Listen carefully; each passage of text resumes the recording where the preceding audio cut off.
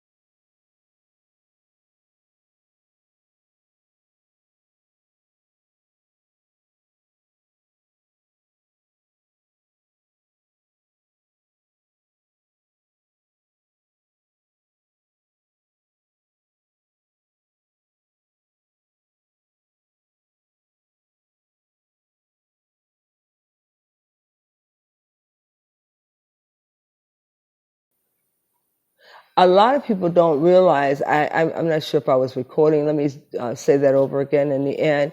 That recording that I just did was a recording from one of my CDs where I was under subliminal meditation when I recorded 35 poems that were given to me from my right side of my brain while under meditation. And God will give you what you need while in a trance, and we must try to locate God through a trance and get to know the mind of God. And that collection of poems was given to me by way of going into meditation, half awake and half asleep.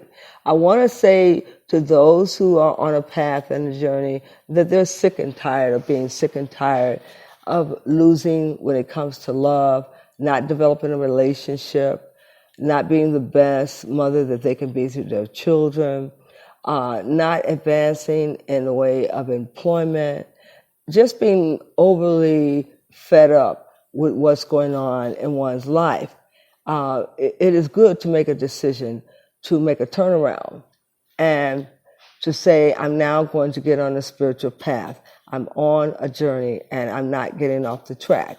That's a good New Year's resolution to make to yourself, because now you are going to work towards purposely being successful at working for your higher self.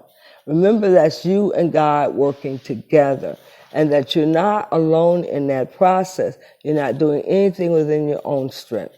But you must remember you've called God, your higher self, into being, asking him, she, or it to assist you and aid you in your endeavors. And you are going to be careful to succeed and be successful. There are a lot of young women now who cannot find good jobs in a profession. They're running from one job to the next. Things are not going good in their love life. The children are not doing so good in school. They think that they may have to go to a private school in order to get their children on the right track. And they're just fed up, and they want a new life, a new way of doing things, a new attitude. Well, you can have that. You can obtain that through committing yourself to live with your life with purpose. And I'm not just talking about thinking about universal teaching, understanding the Mayat concept. I'm talking about being on purpose, having what you say, and commanding things in your life. We were told that we are now at the God stage and that we can stop begging God for things and stop using God like a bellhop and command things in our life because of the Godhead who's risen up in our life. Go ahead and start commanding some things and start decreeing some things, because once you do that, you are going to hear an echo back in your voice of, yes, Master, because now you become the master over your own being, and you are determining what is going to get done and what is not going to get done. So when you make a decision to command yourself to act as if you are the person with stature who's going to carry these things out, it will get done. And as I told you earlier, we must acknowledge all of the prophets. We must understand that we speak on behalf of all the prophets, and we acknowledge them, and we live our life as if we can tap into any of those religions, and not one in particular religion has been geared towards us. Because now we're no longer tied to the bondage of religion. We freed ourselves of religion, and we are our own gods, and we're the higher self who communes with our higher self. So therefore, we are calling the shots now. We must stop waiting for something in the way of a sky to open up and God to come out to do anything for us. He's already given us dominion over our own life and commanded us to do for ourselves. We must take the decree and decree every day just what it is we are going to do and what we are going to demand ourselves to do. We have a lot of women that are dissatisfied, who are young women between the age of 25 and 30, who may not be married, but they want a path. They want to go on a journey. They want a change in their life. Well, you can have a change in your life. You can be that person who you suspect to be. You can be all you want to be, just like the military says. Excuse me.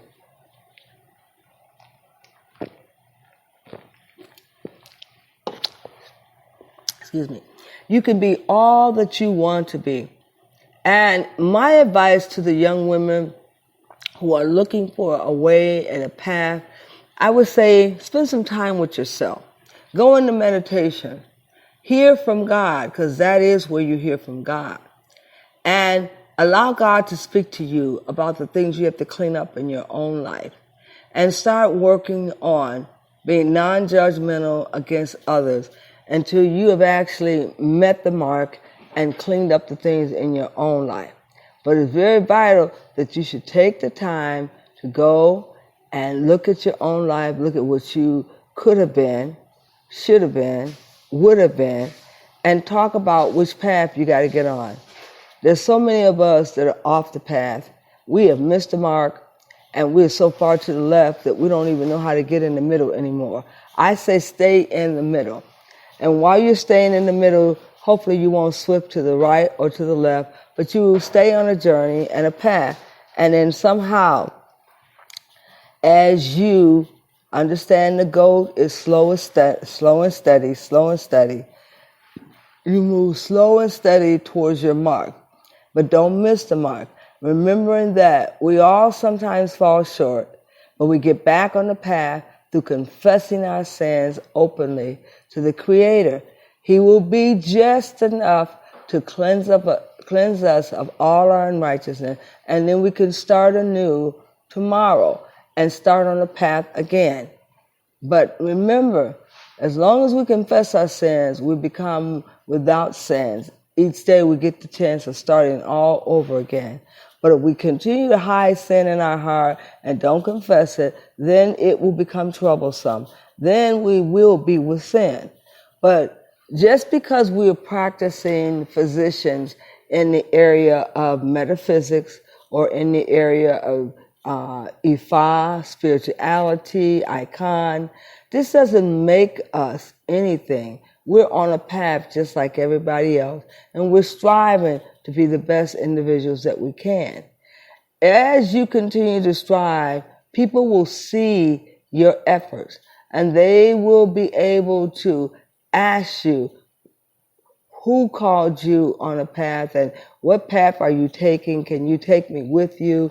Can you show me what I should do? A lot of people want you to do the work for them. Be careful that you don't promise to do the work for somebody who's on a spiritual path. You tell them, I'm not here to do the work for you, but to get you acclimated to staying on the path and hopefully encouraging you not to fall off. But don't take the responsibility that if that person falls off, you're going to keep picking them up. No, you don't have time for that.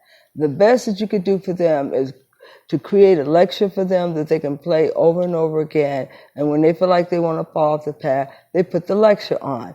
Because sometimes you have to help a person, but then run to the back and give them all the ammunition they need and see if they're going to use it. Because sometimes people want you to create a lesson for them and then get on the path and carry it through while they're sitting back on a couch eating bonbon.